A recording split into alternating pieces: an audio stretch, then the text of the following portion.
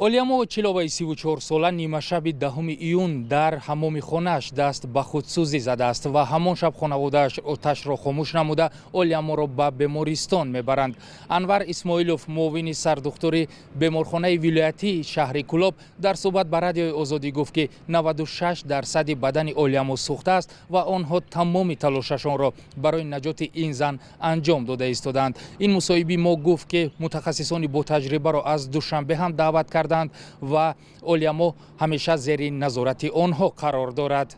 аз шӯъбаи вазорати корҳои дохилӣ дар шаҳри Кӯлоб гуфтанд нисбати ин ҳодиса таҳқиқ шурӯъ шудааст. Як манбаъ аз ин ниҳод гуфт ки сабаби асосии даст ба худсӯзӣ задани олиямо Очилова дар муноқишаҳои оилавӣ будааст. Ин манбаъ гуфт аз рӯи ин ҳодиса мақомоти додситонии шаҳр ва мақомоти корҳои дохилии шаҳри Кӯлоб ба таҳқиқ оғоз кардаанд.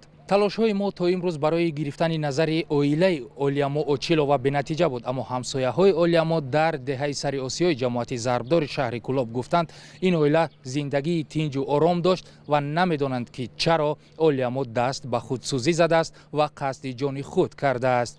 дар як ҳафтаи охир ин ҳодисаи дуюми худсӯзӣ дар шаҳри Кӯлоб аст. чанд рӯз пеш аз ин ҳодиса Зариф Абдуллоев, як сокини дигари шаҳри Кӯлоб, дар назди идораи молияи шаҳр худро оташ зада буд ва гуфта буд сабаби ба худсӯзӣ даст заданаш дар пардохт нашудани маблағҳояш аз сӯи ҳамин идора мебошад. Амриддин Олимов, Маҳмуҷон Раҳматзода, Радиои Озодӣ, Кӯлоб.